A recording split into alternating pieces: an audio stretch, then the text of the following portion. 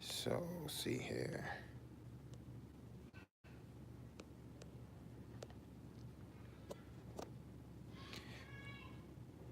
So if you're on the live link, guys, use the second one that I sent. I'm sending out a second one now, not the first one.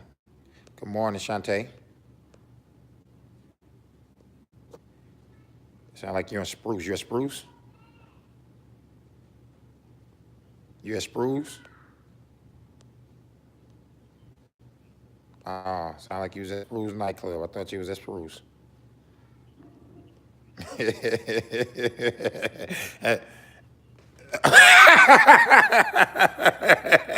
Don't do us. That's our St. Louis spot. That used to be the spot back in the days. Don't do us. Awesome, awesome. So, okay, guys. Yes. So, guys, we are on the live link. So, those of you guys that's got the group me, you can click on the live link. I'm on the YouTube channel. I resent out the link, the first one that I sent out. I had technical difficulties because I was trying to talk on the same phone. Good morning, Miss Sarita. I was trying to talk on the same phone that I was recording from. So, anyways, click the second link that I just sent out to each of the group me's, and we are live.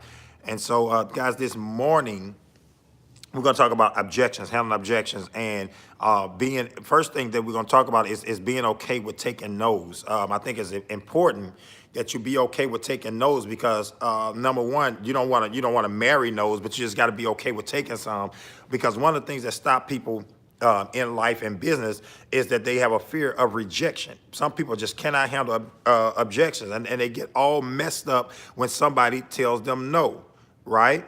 I resent the link, Chris. I see about 6 people tuned in live, so I resent it out. So anyways, guys,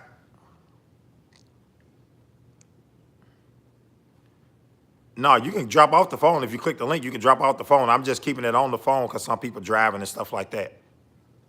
So those that's on the link, you can drop off the phone call. Okay, good. All right. And so guys, as we go through this morning, the first thing we're going to talk about is that you have to first off be okay with taking no's. One of the biggest things is that some people get immobilized and they do nothing because they're so afraid of rejection. They're so afraid that somebody gonna tell them no that they won't even try to set the appointment. They won't even try to go for the close. None of that because they're so afraid of no. We talked about yet last night on the emergency conference call. Ryan Wesley set up some appointments for reinstate with people that's on the books that's not even his clients. But he said the first thing he had to do is sit down and pray because he had a bunch of anxiety, because people may tell him no. So he prayed about it, and then he got on the phone and started making those calls, and lo and behold, he started setting appointments to reinstate policies on clients that wasn't even his. But the first thing is he had to get over his fear of somebody might just tell him no. And guys, we got to make sure that we understand that no is a part of the process. When they saying no to you, they're not saying no to you. They're saying no to protecting their family, securing their future. That's what they're saying no to. They're not saying no to you. So you got to overcome that and understand that no is a part of the process. No is a part of the process. But what I will say to that is that you got to get to the point that you're not getting more than, especially when you're new, you still should be closing about 50% of the people that you get in front of. 50% of the people that you get in front of, you should be closing. Now, as you progress in your business and you understand being in the right market, right? Being in the right market, then your closing ratio should move to 70 to 80% if you're in the right market. Now, when I always tell people that now, if you ain't got no market, any market is a good market for you, but there's a market that you recruit and there's a market that you sell. Everybody is not an insurance client. You got to be able to distinguish that. But again, if you ain't got nobody to sit in front of, don't be sitting back talking about I'm only going to go see 4 and 5 pointers. That's foolish. Right? I was a 1-pointer when I first bought my life insurance policy. I didn't have no nothing, right? No wife, no nothing when I first got life insurance. So anyways, you got no market, you better be in front of some. So let's talk about handling objections. And what I believe that number one, the best way to handle objections is you got to handle the objection before it handles you. I believe that you should overcome the objections in your presentation because I believe fundamentally that if you give a great presentation, that it leads you to an easy close. A great presentation leads to an easy close. So throughout my presentation, I'm overcoming objections that I know that they're going to come up with. Now, I'm going to give you a couple of examples. So first off, we're going to talk about the close of life insurance sales, right? That's what we're going to talk about, the close of life insurance sale, because people give you an objection about whatever they make the excuse for. It's usually going to be tying back down to money. But you got to isolate that in your presentation so that you won't get it. See, I don't get a bunch of objections because I handle them before they come. Why? Because ain't nobody saying nothing new. Every objection you got, somebody already got it. So I don't allow people to give me the same objections, and I'm fumbling over the same objections that somebody gave me a year ago or somebody gave somebody else a year ago. I'm learning from what other people got told no about so that I can move further along in my business, so I'm not shocked. So throughout the presentation, guys, one of the things that I talk about on the cover page, when I'm first going through the covers page, which is the credibility page, we talk about Primerica. We talk about how the company is the largest financial service marketing organization in North America with over 130,000 licensed reps. We talk about how we trade on the New York Stock Exchange up under the ticker symbol PRI. Company been in business over 41 years. You know, would you feel good about doing business with a company like that? Why? Because some people said I got to research the company.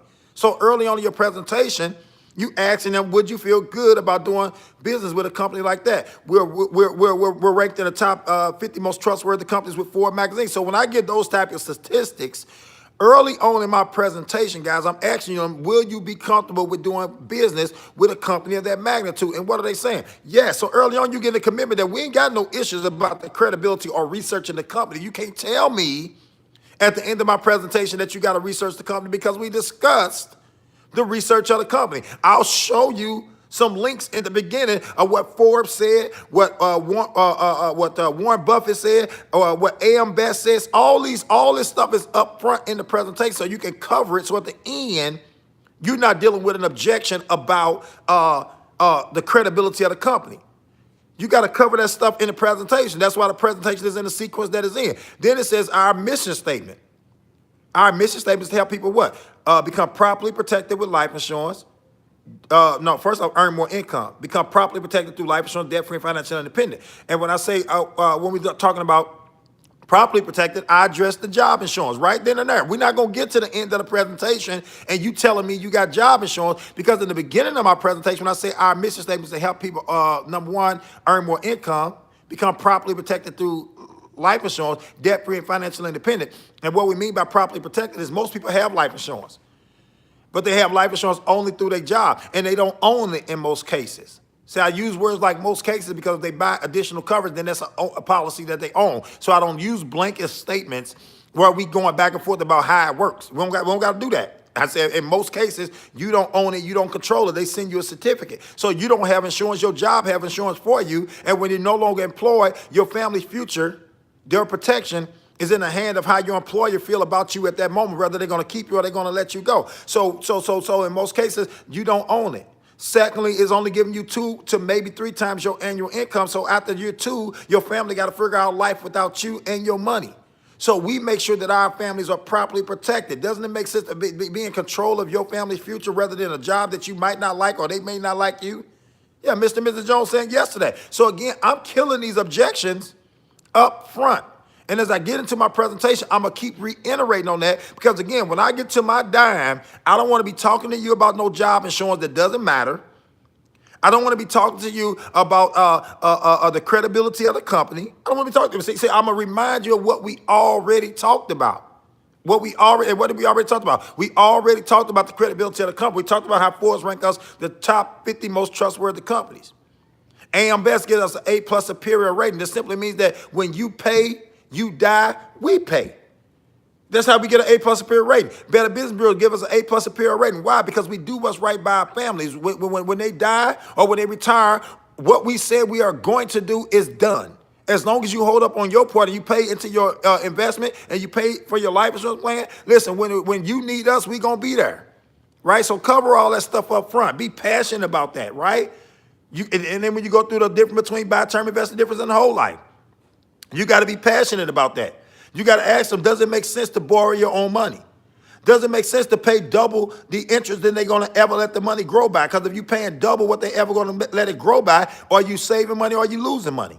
Then you get them to say they losing money. That's why you got to, when you're going through your presentation, you got to ask questions, because when they say it, it's true. When you say it, it's not true. It's just what you feel. I got to get them to say, does it make sense, Mrs. Jones, to borrow your own money? See, I need Miss Jones to say, no, that don't make no sense. Then I also got to say, Miss Jones, you know, if you die or you save money or you feel good about saving money that when you die, the life insurance company keep, Miss Jones, do you feel good about that? No, I don't feel good about that. Absolutely. So we show you how to separate the two. Because again, we ain't arguing about them keeping a whole life policy. It's not an option about you keeping that whole life policy. That universal life, those got to go. But see, I got to understand throughout my presentation that they understand fundamentally that when you die, they keep your cash. Is it ever okay for you to save money? And when you die, the life insurance company keep it. Miss Jones, is that ever okay with you? Miss Jones say, no, it's not okay with me. See, we covered all the stuff that can possibly come up at the end. But however, at the end, sometimes you may miss this. So then you start getting these objections, or some people just want to be difficult. So you still got to know how to handle them if it comes up. Makes sense.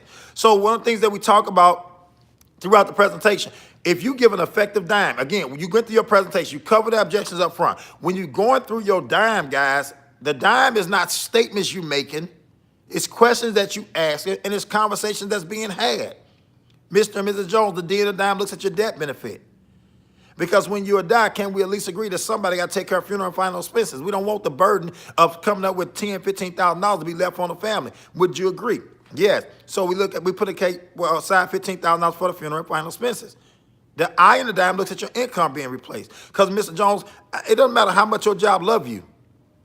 When you die, so does your paycheck. So if you die today, Mr. Jones, how much money does your wife and your children need to continue to come in every single month to make sure that they're okay? Oh, okay, $2,000. So if you look at $2,000 a month over 12 months, that's $24,000 a year. Mr. Jones, if you had died right now today, where would that $24,000 come from? How is your family to keep on doing what you're doing for them right now? Because I don't know, do your household run on one income or two? It runs on two? Okay, so what you're saying to me is that your wife can't live without your money the way that she lived now. Her and your kids will have to compromise had you died before I showed up. See, I think it's important that you say words like before you showed up. What does that indicate? It indicates that when you leave, that's not going to be the situation. So if you had died before I showed up, Mr. Jones, your family would have been devastated. Would you agree? Yes, they would. So you think about this. How old is your youngest child? Your youngest child is 5. So you think about this, for a minimum 10 or 15 years. Your wife and your children need that $2,000 to come in. So even if we just did 10 years, $2,000 a month over 12 months, $24,000 a year. If we do that over 10 years, Mr. Jones, that's $240,000 that your wife, that your children got to figure out life without.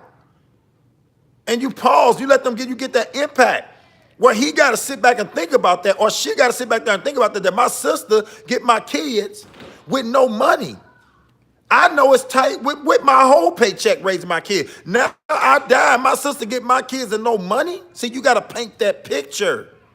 So at the end, we ain't wrestling about stuff that don't matter. Because we got people giving us objections over $2 a day. Think about this, guys. We got people telling us no to a policy, and all we asking them to commit to is $2 a day. But that also has to be a part of your language. A part of your language, right? The I's for your income replacement. So you're looking at $240,000 just to replace your income. The M looks at your mortgage being paid off. Mr. and Mrs. Jones, are you buying or are you renting here? Okay, you're renting. So then you put 0 there. But when you go to home ownership, and let's say if you buy a house and you owe the bank $100,000, the question is, when you die, if you paid on this house 15 years, do you want your family to lose something you've been investing in for 15 years, or would you want it paid off? In most cases, they're going to say they want it paid off. So, okay, great, Mr. and Mrs. Jones. We're going to put another $100,000 to make sure the mortgage is satisfied. And then the last thing is for education. Each for education, because a 4-year major university, if we're talking about room, book, and board, is about $25,000 a year. That's $100,000 to take care of 4-year college. Some people say, hey, my kid may not go to college, and they may not. That's why we suggest mutual funds instead of UGMA accounts and things like that, because if it's an UGMA account, they got to use it for college education. But if you got a regular mutual fund that you're putting this in, then you can use the money for whatever you want to allocate it. So your kids may want to start a business. Hallelujah. I love entrepreneurship. But either way, what we're saying is that we're making something available for them for their future, no matter what their decision is. Instead of your kids starting off life with nothing. So the way you determine how much coverage you need, you add up what your paycheck covers. So, Mr. Jones, the only question that we have is that it's showing here that you need about $355,000 in coverage, and when you buy a house, it's going to go to $455,000. Mr. Jones, that's a lot of insurance, isn't it? Yeah, there's a lot of insurance. But let me ask you this, Mr. Jones. If you die today, what on here don't you need? See, that's the other part that some of us are taking out of our presentation. We're not asking that question. $455 is a lot of insurance. $355 is a lot of insurance, right? But if you die today, what on here don't you need? And see, they got to say out of their mouths. It's important that the client say, you guys are doing all the talking. You ain't giving a chance for the client to tell you how they feel. And that's what you got to get to. You got to get to the point where they're telling you how they feel about the situation. So that's a lot of insurance, isn't it? Yes, it is. But if you die today, Mr. and Mrs. Jones, what on here don't your family need? And you got to get them to say out of their mouth that they need all of it. Or they may say they don't need the college. I said, oh, so here's what I say when they say they don't need anything on the dime, they say they don't need. I say, okay, so we compromise the college. What else can we compromise? See, because I don't want them to feel comfortable with taking stuff off, because at the end of the day, this is what they need. So anything they take off is a compromise. So, okay, we compromise your kids' college education. What else can we compromise? And we use words like that, then they say, ain't nothing else we can compromise. They need all of that. See, when the clients say they need all that, they're starting to commit in their brain. They need all of that. See, I need my client to say that. I don't know about you, but I close like this every time because I need my clients to say, I need all that. Because now if they say they need all that, it's my job. I got one job. My job is to get them as close to what they need, but at a price that they can afford. Not going to be at the end of my closing talking about, is you going to get it or not? No, you just said that you need it. I got to get you now as close to what you need, but at a price that you can handle. That's it. But if you ain't getting them to say that they need it, you ain't never going to come to that end of the road. So, yes, I need that. My family need that. Okay, so Mr. Jones, since we agree that your family need this, right? My job ain't to convince you at this point that you need life insurance. The dime articulate that very well. I got to get you as close to what you need, but at a price you can afford. So I want you to look at these three options because we believe oatmeal beats no meal, Mr. Jones. Children in Africa don't love oatmeal, but they don't want to go to bed hungry. And what we're fighting to do is go put an end to the days that people in our community that only had job insurance or something like that, when it's gone, they got no protection, their family left vulnerable, they get nothing. We just want to put you in a situation that's manageable. You're already going to be emotionally lost if you lost your spouse, you lost your mother, your father, your kids. You're going to be already emotionally devastated. We don't need to compound that with a financial burden. Would you agree, Mr. Jones? See, again, I'm still asking him, do he agree? He said, yes, he agreed. We can move the ball down the court. Yes, I agree. Well, great, Mr. Jones. Let me ask you a few questions and see if you qualify first off for the program, and then you choose which one is best for you and your family. Out of these three options, Mr. Jones, which one is best to start protecting your family today? A basic plan is just $60 a month. Mr. Jones, you're looking at $2 a day. See, you can protect your family for $150,000 in coverage, and it costs less than what a soda and a bag of chips costs you. See, the reality of it is most of us spend at least $5 to $10 a day eating out. So to put $2 aside to make sure that if I die, my family can still keep the mortgage, isn't that more important than eating out food every day? So for $1 a day, for $2 a day, Mr. Jones, you can protect your family to this capacity. The next plan shows you $300,000 on you, $300,000 on your wife, but that plan is right closer. Instead of being at $6 a month, you're closer to $87 a month. And then the best plan of what you need, $455 on you and your wife, $25,000 on your kids. Mr. Jones, that plan right there is $147. So I want you to look at a couple things. I want you to think about obviously what you need, but Mr. Jones, I want you to think about what you can afford, because the key to insurance today is I want you to get your foot in the door where your family is protected to some capacity, because we can always increase this later. So there's no sweat for you to start at the biggest plan, because I don't want you to have a plan that you got today and 3 months later you got to think about the pricing. So out of these three, which one is best to get started today? And they pick a program. But let's just say that they hit us with some objections. And if you're on the YouTube channel, type me up an objection. Somebody type me up an objection. Right? Let's say they give you, it's kind of hard to give an objection when you get a proper presentation. They got to force it. But let's just say we get an objection. Right? I was talking to one of the agents today, and they said that somebody said that they come back after the holiday. Come back after the holiday. So, Mr. and Mrs. Jones, you mean like you want me to come back after Christmas so you can go ahead and satisfy Christmas and take care of the toys and things like that? You know, Mr. Jones, I understand how you feel. I felt the same way. Chris just put that in. It's Christmas time. I understand how you feel. I felt the same way. You know, but here's what I found out. You know, one of the gifts, the best gifts you can ever give on Christmas is a gift that keeps on giving when you can't give no more. See, you go take your money right now and you pay for Christmas, right? And I want you to celebrate Christmas because ain't nothing gonna stop me from getting my kids toys for Christmas. And we're not asking you to go spend $100, $200, $300, or $1,000 like you're gonna need on Christmas. All we saying is that, listen, to protect your family in a better capacity, where if while you're in Walmart trying to pick up the toys, if something happened to you, at least we can bring back $150,000 to your family. See, that's a gift that keeps giving when you can't give no more. And let's just be honest, Mr. Jones. $2 a day ain't gonna blow your Christmas. $2 a day ain't gonna make or break your Christmas one way or another. Because when you get done shopping, you're gonna go spend that up at Applebee's. Can we be correct in saying that, Mr. Jones? And even if $2 a day is biting off more than you can chew, if $60 biting off, let's start you with a basic starter plan, at least $1 a day. Again, because the kid's getting your foot in the door where you're comfortable, not to press you, but it's to impress upon you that what your family's gonna care about more than anything when you die is how you left them living. So, Mr. Jones, which one can we go get you qualified right now that'll allow you to continue to have the Christmas that you want to have, but also be responsible and protect your family the way you desire to? So you're looking at these three options. Would a $2 a day program blow your Christmas budget? And see, you gotta take the objection that they give you, but you gotta handle it. You gotta be ready. Ain't nothing new. This ain't the first time, first go round Christmas came up. But again, when somebody go into Walmart, they Christmas shopping, $60 ain't gonna blow it. If $60 gonna blow their Christmas, they ain't having none anyway. If $60 gonna blow their Christmas, they not having none anyway. That's the reality that we have to understand. $2 a day don't blow nobody Christmas. $1 a day don't blow nobody Christmas. Right? It's the conviction in which we put across that kitchen table. Now, if they gonna give me 3 or 4 objections about $1 a day or $2 a day program, I ain't gonna close them. I'm okay with that, no, because that's a charge back anyway. But I understand that I just can't lay down. I just can't lay down when they say, hey, I'm gonna wait till after the holidays. Wait, whoa. Well, some of y'all be like, yeah, well, okay, let's go ahead. We'll date it for the 27th. No, that's not okay. See, what we gotta be more convicted about in our heart, that we understand that, man, they may die during Christmas. Crime rate is heightened. Suicide is heightened. Around holidays, people are grieving. People are struggling. Man, we got to go and overcome that one. $2 ain't going to blow your Christmas. $2 a day ain't going to blow nobody Christmas. And if it would blow your Christmas, you ain't having now, no way. $60 don't blow Christmas. Do not allow your clients to convince you that, see, in every presentation, somebody's buying. There's never a presentation I went on where people ain't buying. Never a presentation that I went on that people ain't buying. You just got to decide who buying. You buying they lie that $60 will blow their Christmas? You buying they lie that $60 will blow their Christmas? Or they buying your truth that it won't? But you overcome any objection with feel, felt, found. Understand how you feel. You got to gather your thoughts. You got to gather your thoughts. I understand how you feel, Mr. Jones. I felt the same way. Here's what I found out.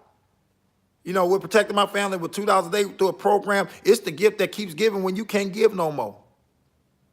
And I want to make sure that my family is okay so that the next Christmas they can have one. But they ain't going to have no next Christmas if I can't set aside $2 a day. And let's just be honest, Mr. Jones. $2 a day ain't going to blow neither one of our Christmas. $60 ain't going to blow neither one of our Christmas. We walked in Walmart and $60 will make or break our Christmas. We're not going to have no Christmas anyway. Would you agree with that, Mr. Jones? So you want to go ahead and get started with the $60 program, or do we need to look at the one for $1 a day getting started? Right? Then some Chris got another say, I got Gerber Life on my kids. Hey, you know what? I commend you, Mr. Jones. I always celebrate what they already did. I commend you, Mr. Jones. You got Gerber Life, man. A lot of times I come into our community and I'm putting life insurance down on the table. I'm showing them some different options, and they have no protection. So I commend you. You got the Gerber Life program, but here's a couple challenges, right? If I have a Gerber Life program, that Gerber Life program charged me on each one of my children individually. So I'm paying $7 for this child, $7 for that child, $7 for that child. I'm paying individually for every single child.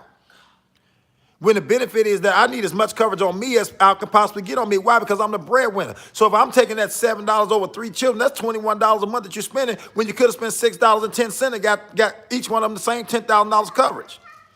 Right? You could have got each one of them the same $10 coverage, but you spend $6.10 not one time, but not on each individual child, but one time. So does it make any sense to go be spending $21 because you got each one of your kids an individual policy with a lie attached to it saying that you can use this money for college, You can use this money for college. You're saving money in this program that doesn't grow even to like the 5th, 6th, or 7th year. See, these child programs, these kitty Gerber policies, gold policies, even though they whole life, like on an adult policy, the cash value start building up after the 2nd or 3rd year. But not in the kid policy. It takes more than the 2nd or 3rd year. Why? Because the premiums are so low. It's only $7. So it don't pay out the policy fees and all that in the 1st, 2nd year. They got 7 years that they paying into this policy, and nothing's going into that savings. And when they do start accumulating, Mr. Jones, you got to borrow that money. So why are you saving for your kids' college just to have to borrow anyway? Listen, they might as well take out a student loan if they mama going to put in her own money, and they going to tell you to put your money in and borrow it out. You might as well get a student loan. At least you ain't paying back twice. You paying you back. But when you die, they keep the money. That doesn't make sense, does it, Ms. Jones? So we show you how to put your kids on as a rider with you. You pay for one child, so you can increase the coverage on you because you're the breadwinner. You're the heartbeat of your family, Ms. Jones. And if your heart stops, your family's devastated. We didn't use all those premium dollars or most of those premium dollars to protect the person that protects everybody. Right? The other question that we have here says, I can't afford another bill right now. Mrs. Jones, I know how you feel. I felt the same way. Here's what I found out, right? Those of y'all that's wondering how I'm seeing these questions, we got the link in the group me for the YouTube channel. You can click on that and you can see me and I can see your questions. But he said, I can't afford another bill right now. Mr. Jones, I understand how you feel. I felt the same way. Here's what I found out, that life insurance is not a bill. I can't look at it as a bill. It's an investment. It's an investment for my family's protection, for my family's future. I can't consider this a bill. And even if I did consider this a bill, this is going to be the most important bill I ever pay. Mr. and Mrs. Jones, most people have a bill for car insurance. And they have a car insurance bill because they want to make sure that if they wreck somebody's car, they total out their car, that they got the money to pay for it.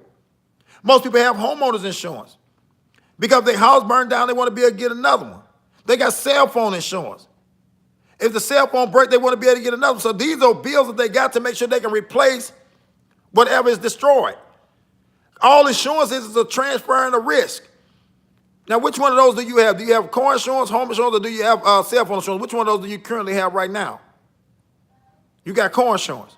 Well, your car is a depreciating asset, Mrs. Jones. It's a depreciating asset. The value of your car go down in time every single day you pull off. Every time you put a mile on that car, every day older that car get, it goes down in value. It depreciates in value, Ms. Jones. Your car depreciates in value. But you think about it, to your family, as the years progress, your pay going to go up. You're going to get paid more. You're going to be worth more. You're an appreciating asset, and the car is a depreciating asset. So tell me, do it make any financial sense to pay $100, $200 a month on a depreciating asset and make sure it's protected, but pay nothing for an appreciating asset? You're worth more over time to your family, but there's no protection on you. See, we got car insurance, we got house insurance, we got renter's insurance, we got cell phone insurance, but we don't have any dad insurance. No dad insurance. Because if dad don't make it home, we need to replace what he was to the home financially. How we have insurance on everything but the people that makes it all go around? See, you the heartbeat of your family. And nobody thinks about your heartbeat. Nobody thinks about the heartbeat until it stops. And if it stops, what impact does that have on your family, Ms. Jones? And which one would they rather you had had? So we'll show you 3 different options, Mr. Jones, so that you can better position and protect your family. It's not a bill, it's an investment. Because everything that you're paying for right now can't get paid for if you don't have insurance on you. If you don't make it home, everything you working hard, you get up every single morning, you put on your clothes, and you go out that door to go provide for the people that you love. And if you don't make it home, you can't provide that no more without life insurance. And your responsibilities don't stop because you did. So doesn't it make more sense that if you're going to have any bills in your house, if you want to consider a bill, that the life insurance bill is going to be the most important one? It ain't the one to be negotiating. You work hard for your family because you love them. Do you stop loving them because you died? Absolutely not. Again, they mostly devastated. Why would we compound it with a financial one? Right? They said my mama got insurance on me. Absolutely, Mr. Jones. Parents are responsible. And when we're children, it's their responsibility to take care of us and raise us until we're able to do it on our own. And my mom had a policy on me. She had my kid insurance plan. It's about $10,000. That was my kid policy. But I'm an adult now. Kid insurance don't cover adults. because the coverage is not enough. The things that we talked about on the dime. Remember when you said that if you died, your paycheck died with you? Remember when you said that your kids' college women could sell $10,000 plan that your mom took out on you? She didn't make your wife and your kids the beneficiary. She's the beneficiary. And what your mama's heart was to make sure that she didn't have a burden to try to bury her child while she's emotionally devastated trying to figure out how to come up with $10,000 or $15,000. That's kid insurance. When I was a kid, I did as a kid did, but now I'm an adult, my responsibilities changed. There's a lot of things that's counting on me.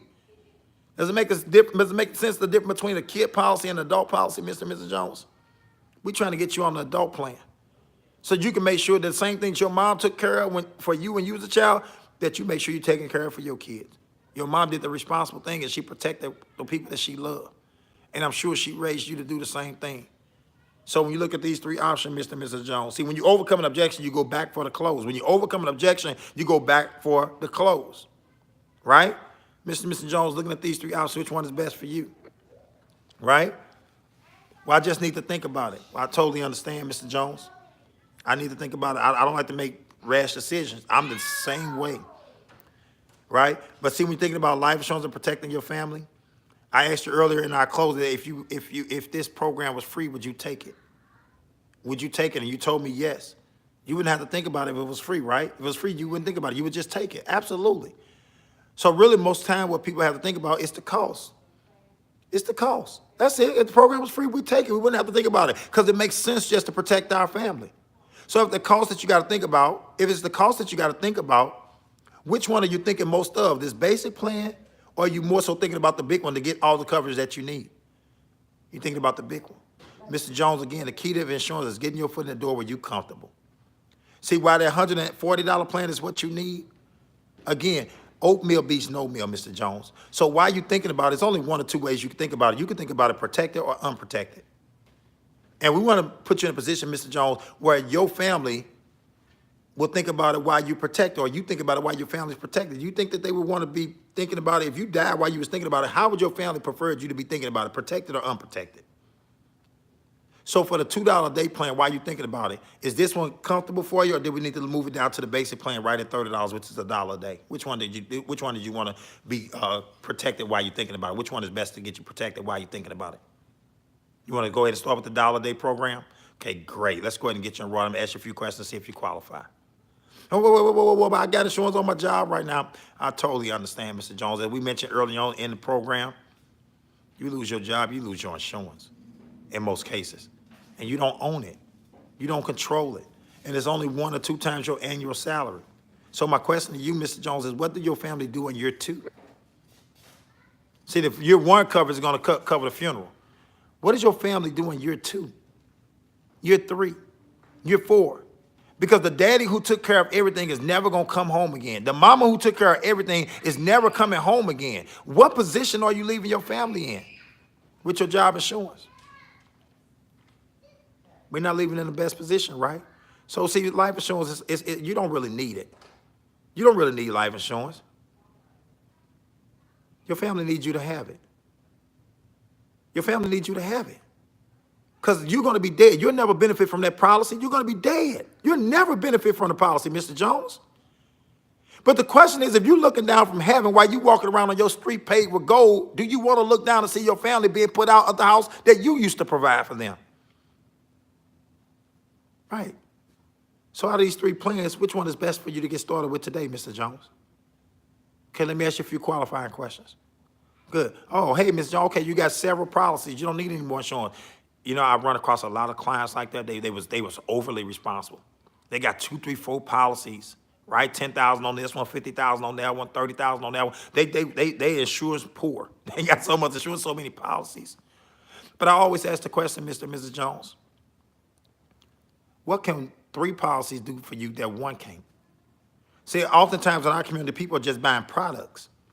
They don't understand. They don't have no solution. They just got products. I need insurance, so I bought 2, 3, 4. A person with 2, 3, 4. I don't have 2, 3, 4, 5 cars because I can only drive 1 at a time. I don't have 2, 3, 4, 5 cars. I got 1 car. My wife got 1 car. Now, I may have a luxury one, but you only need 2, 3, 4, 5, 6 life insurance policies because every life insurance policy have a policy fee attached to it. And that's equated in your monthly premium. So if you got 4 policies, you also have 4 policy fees that you're paying for every single month. 5 policies, 5 policy fees, which if you're paying more fees, then it's minimizing your coverage. So, Mr. Jones, let me ask you this. If I could put together you a program where you get more coverage and spend less money, would that be a benefit to you if I can increase your coverage to get you closer to the dime, right? Get you closer to your needs, but also save you money monthly? Is there any logical reason why you wouldn't want to convert that plan to one policy and put money back on your family's kitchen table and adequately protect them the way that they need to be protected? Is there any reason why you wouldn't do that? Do you have 5 car insurance policies? Do you have 5 homeowners insurance policies?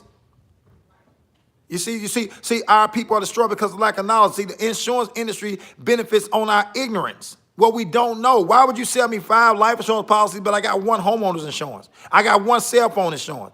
I got 1 car insurance. See, the things that they don't educate us about, just like with no insurance policy, you got homeowners, renters, car insurance. None of those have a savings attached to them either. And none of them ask you to get 5 policies to cover 1 house, to cover 1 car. You don't need 5 policies to cover 1 car, 1 house. You don't need 5 policies to cover 1 human being. Something's not right about that. Let me ask you this. On those 5 policies you got, what kind do you have, the red kind or the blue kind? Oh, my God, you still got the red one? I need you to grab that for me real quick. I need to show you a couple things, and we're going to get this fixed for you tonight, Mrs. Jones. Does that make sense for you? Yeah. So it's just about not panicking. It's about keep talking. Then you talking, you say, what are you thinking? If they ain't thinking right, you start talking some more. But you can't panic. You just pause and you think about, see, this recording. Chris asked me to do this live. I want you guys to go back and you need to replay this because when ain't no objections going to change. They're all the same. I want to think about it. Right? I already got insurance. I got insurance on my job. They all say the same thing. But how do you know how to respond? How are you responding? Because sometimes we just, girl, you know you need to get this. No, that's not overcoming an objection. That's just trying to get them to affirm something that you believe. You're trying to get them to affirm something you believe. You ever thought of getting into a disagreement with somebody? And they just keep saying the same stuff. Now, you don't agree with them, but they want to keep talking about it, but they ain't brought no other facts to the table. They brought no other facts to the table. You don't agree with them. You didn't agree with them in the first place, but they just keep on talking about the same thing with no new facts. So what's the point of keep talking? I ain't bringing no different facts to the table. You ain't bringing no different facts to the table. We agree to disagree. Let's go on about our happy life. But on yourself or your life insurance, you just want to tell a person, yeah, you need to get this. No, give me overcoming an objection. All an objection is a request for some additional information. That's all an objection is a request for additional information to better help them make a decision. You can't be, oh, you need to get this. No, they don't need to know that. If they knew they need to get it, they would have got it when you first said it. So you got to master overcoming objections. And the beauty of objections is there's no new one under the sun. And in overcoming objections, you got to make sure you reach out and you touching the heart of the people, because if you touch their heart, you don't need no tricks. If you touch their heart, you don't need no trick. Remind them of what they love. Remind them of how they're going to leave the people that they love. And you shouldn't have no challenge with overcoming objections. Overcome objections. Get good at it. Get great at it. Right? And if you get great at overcoming objections on the front end, you're not going to get that many on the back end. I'm normally not sitting at the kitchen table at the end. When I get to my dime, I'm closing. Right? And then somebody say, I want to pray about it. I totally understand. Right? The Bible says, acknowledge him in all your ways. Acknowledge him in all your ways, and he would direct your path. So I agree about praying for it. And Mr. and Mrs. Jones, I'd like to pray with you about it. But let me ask you a question. I heard the scripture said, let this mind be in you that's also in Christ Jesus. The mind of Christ, right? Right? You want to serve your God. You want to do what he said. But he said that a good man leaves an inheritance to his children's children. Right? He also said that a man that don't provide for his family is worse than an infidel. And the infidel is somebody that don't believe in God. So I do believe in prayer, and I do believe in consulting God. But let's see what we're praying about. See, because I'm praying, when I pray his will. That's why he said, if we pray in this manner, Abba, Father, who art in heaven, hallowed be thy name, thy kingdom come, thy will be done on earth as it is in heaven. He wants us to do down here how he would have us to do it up there. He said a good man provide for his children's children. He said a man that don't take care of his family is worse than an infidel. How do you leave an inheritance for your children if you ain't got an inheritance? The only way you leave an inheritance and you ain't got one is you got to buy it through life insurance. So some things are not prayer. Some things are just a confirmation. And as I'm giving you a confirmation of God's word, tell me where's the discrepancy with the way he think about us providing for our family, about us protecting our family. So when we get down to it, what is it that we got to pray about? Is it not about the protection? Because his words say that we're supposed to protect what we love. We're supposed to leave an inheritance. We're supposed to provide for our children's children. Right? We know the words say that. We ain't got to pray about that. So what is it that you want to pray about, Mr. and Mrs. Jones? Is it the price? Because if you got to pray about the price, you got to consult God about the price. Listen, affordability is a day-to-day issue. It's a week-to-week. It's a month-to-month. What you can afford today, you might not be able to afford tomorrow. So while you're praying about it, you want to make sure that it fits your budget. Let's just start y'all with the basic plan today so we can be obedient to what he said. Position ourselves to lead something for our children's children. And while we praying and consult him, the first thing when I'm praying and consulting God is I got to ask myself before I pray and ask you for anything, have I done what you already told me to do? And what you told me to do is to provide for my family. What you told me to do is leave an inheritance for my kids' kids. So that part we ain't got to pray about. It's just how much you're leaving. So at least let's be obedient in the first step. Would you agree, Mr. Jones? You think God would have a problem that I took out a $150,000 policy, so if I die, I provided for my children's children? You think God would have a problem with that? I don't think so either, Mr. Jones. So let's get you qualified at the basic plan, and then you could keep praying and consulting God about how much more he would have you to increase it by. Amen? Right, so whatever the objection is, it's okay. You just don't panic. I don't got a problem with nobody praying. We can pray together. But let's talk about what the word says when it comes to protecting your family. See, you can't let people skirt you with this bull crap, and they irresponsible, not taking care of their family. Because that's all it comes down to. Money is only an issue in the absence of value. When people value something, they pay for it. They didn't pray to God about their cell phone bill. Hello, hello, hello. They didn't pray about that. But we let them tell us that kind of stuff when we sit at the kitchen table. They didn't pray about that. And I ain't telling you to be rude to them. But sometimes you got to challenge the way they think in a way that they don't even feel like you're trying to insult them. Yeah, so first I'm going to get on the facts about what the scripture says when they say they want to pray. Good man leaves inheritance to his children, right? A man that don't take care of his household is worse than an infidel, and you don't get dismissed from taking care of them because you did, right? And that don't get down to them, they'll say, who's your car insurance through? Who your cell phone insurance through? How long did you pray to God before you made that decision? So those are things I want to challenge you guys to think about and start positioning ourselves where we can make better decisions when it comes to protection for our family. So thanks for getting on the call. We're going to do some amazing things, guys.